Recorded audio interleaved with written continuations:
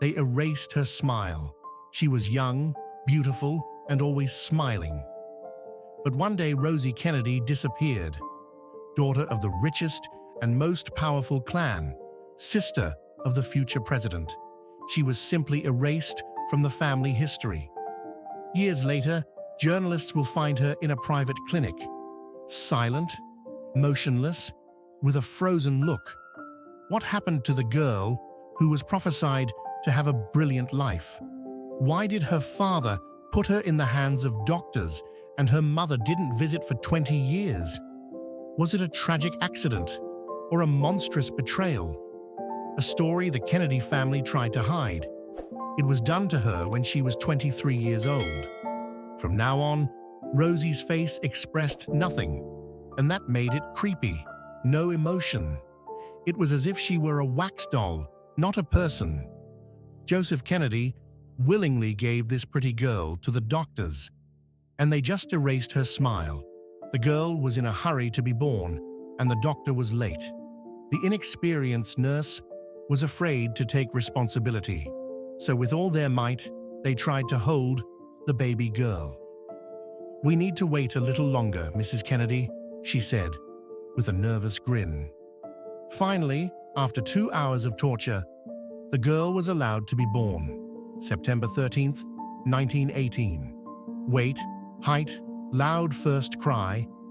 Everything indicated that the third child of the couple, Kennedy, turned out to be as strong as the others. The young mother was hastened to congratulate. Her birth after 2 boys perceived with great joy, and at the baptism, baby gave a double name, Rose Marie, in honor of her mother and grandmothers. At home, she was called simply Rosie and could not breathe. Well, what a calm child. The lively, mischievous boys, Joe and Jack, often woke Mrs. Kennedy at night. Rosie, on the other hand, slept soundly. She seldom cried, rarely called out. What a sweetheart! The family was so delighted. A real joy for everyone. It took a long time for the family to notice that Rosie was different from the others. Then she seemed inhibited, lethargic, with great difficulty mastered the skills that other children grasped on the fly. At the age of 1, Jack could wield a spoon, but Rosie couldn't even hold the object with her soft, chubby fingers. "That's all right," smiled her mother. "She's a girl. Things are different for her. Why should she be like the boys?" The parents really started to worry when they had another daughter, and that girl was agile, perky, quick on her feet. Comparing the daughters, the Kennedys had their heads in their hands. Rosie was taken to the best doctors. The verdict was disappointing. "She's clearly retarded. You'll probably never see her diploma or her brilliant scientific work." Alas, it came as a blow to the Kennedy family. The ambitious dynasty suddenly counted in its ranks. An inferior girl. They were used to the best. They were descendants of the Irish who came to the United States in the mid-19th century. The local aristocracy contemptuously called them new money because they managed to get their way rather quickly and cleverly without connections and centuries of history on the continent. One could only marvel at their cleverness and luck. As early as 1884, the first of the Kennedys was elected to public office. Joseph Patrick Kennedy, Rosie's father, had made a fortune in the stock and trading market. He also had enormous political appetites. Family was for him not only a warm and reliable rear, but also a beautiful facade. Caring, sweet wife, a lot of smart and healthy children. Everyone had to make sure that the Kennedys are firmly on their feet, and they also have a huge clan where mutual assistance is mandatory. Try to hurt one of them. The children were to be the pride. The girls were molded to be smart and beautiful. The boys were instilled with the idea that they had a great future. Little backward, Rosie didn't fit into that perfect picture. Yes, she grew up very sweet, and even had a big smile.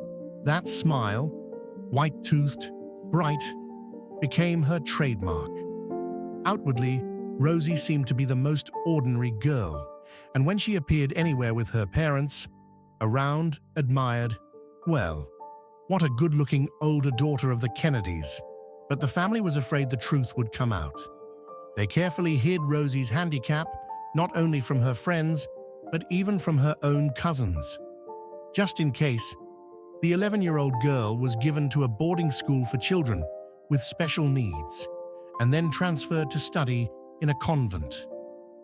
The little girl has been caring for others since she was in diapers, told the Kennedys to their friends. She has a heart of gold. It's very likely she'll devote herself to God and good works. That would have been a bonus for the Kennedy family. But Rosie became adamant that she didn't want to go that route. She quickly realized what they were trying to prepare her for.